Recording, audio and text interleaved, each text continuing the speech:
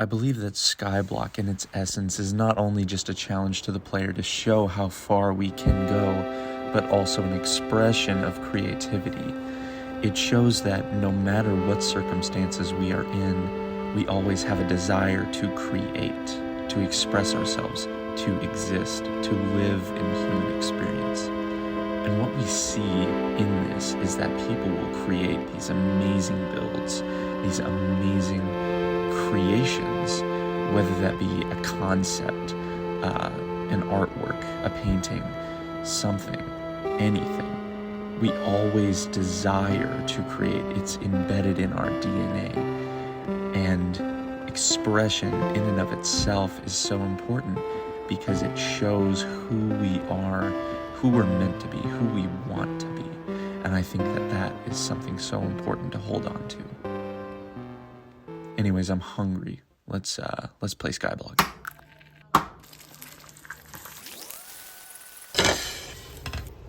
Nom nom nom nom nom.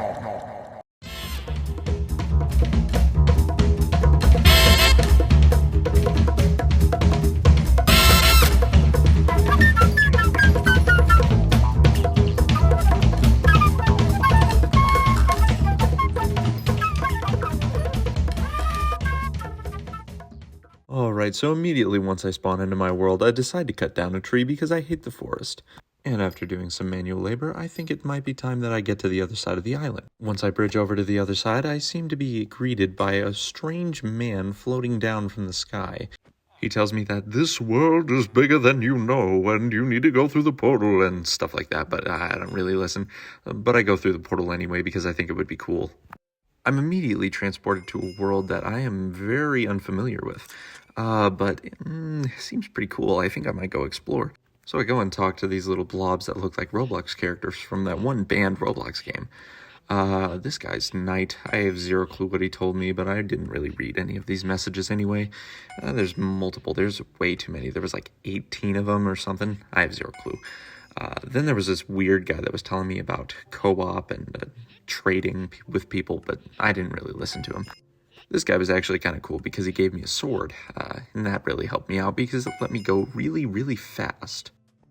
Then I talked to this one guy over here. He was telling me about XP and leveling up, but I didn't really listen.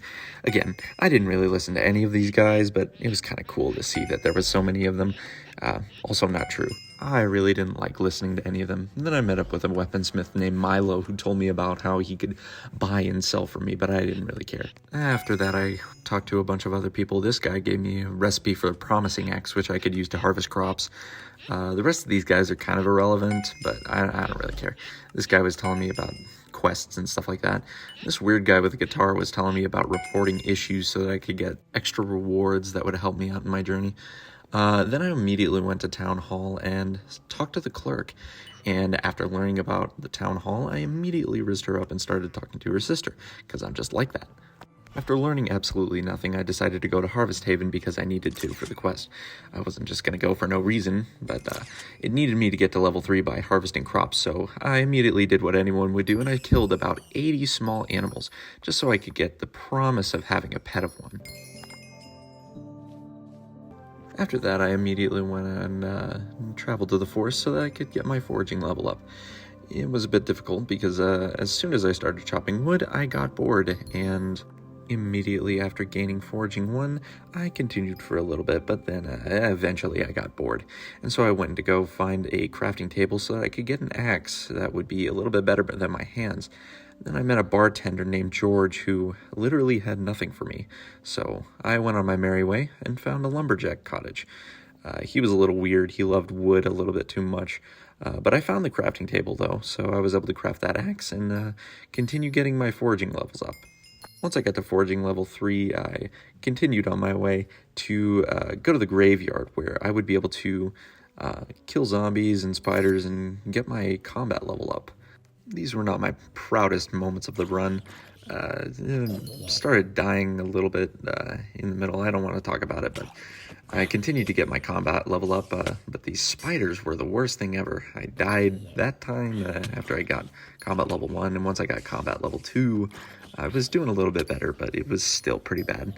I continued killing zombies. I wanted to get a zombie minion so that I could unlock a lot of the stuff that they have in their collection tree, but I died again to a spider, so it was getting a little bit difficult. And then I died a couple more times before I was able to get all the things that I wanted. I made sure to get my revenge on the spiders, though. So then I went back and I went to the weaponsmith so I could sell some stuff to him. It was good that I knew him already because I didn't want to discover a different one. Then after selling all of my belongings, I took my money to the bank and gave it to a banker named Brian. He told me that this bank had an account with me. I never remember opening one, but I gave him half of my money anyways because I thought it was safe. I continued on to the blacksmith who let me reforge one of my items, which gave it just a little bit more power, which helped me out a lot. Not really. It didn't really do much. But I continued on my way to the auctioneer, and I met him and his name was Anthony, and I didn't really learn anything. Gambling wasn't my thing at the time, but maybe in the future. After that, I met a guy named Adam who told me that I could buy and sell stuff from him. I didn't really care. I just went in the cave and started mining to get my level up to 2. It was a little bit tedious, but I eventually got there. As soon as I went around, I noticed there was a little bit something wrong with the portal. I made it to level 2, but it kept throwing me out of the portal, which was really weird. I didn't really know what to do, so I just continued to jump into the portal, and it kept throwing me out. Eventually, I figured out that it was bugged, and I decided to fast travel, not after doing one more attempt, just to do it for funsies. After making it to the deep caverns, I met this guy named Ray who gave me an undead sword, which would do 100% damage to all undead mobs. Then I met this artificer guy, and he let me put telekinesis on all my stuff. Then I got to mining because I didn't really know what to do else because I needed to get up my mining level. I didn't really have any quests after this. I met this lazy miner named Ralph who told me that his pickaxe was in the gold fields. Then I spent like 20 minutes trying to find this guy's pickaxe. It took so long that I got bored and started messing with my chat settings. Here's the clip sped up.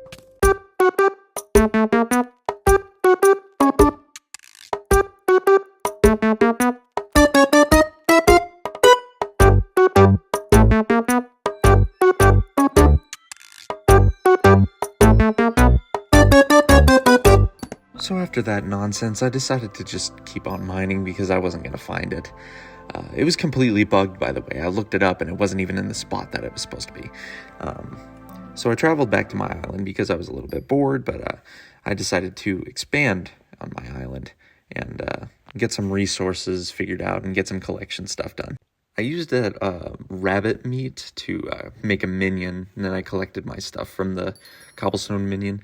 I think in the next episode I'm going to upgrade this stuff, but after I did that, I decided that I wanted a zombie farm because I did want to increase the collection level on that.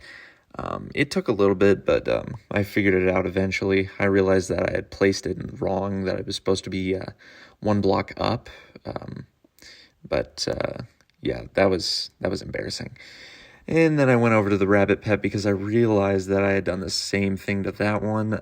So I fixed that. And after that, I expanded on the zombie minion farm after doing a little bit of mining. But after that, it was a piece of cake. I kind of failed because I forgot how physics worked. So after that, I just decided to call it quits. So I'll see you guys in the next one.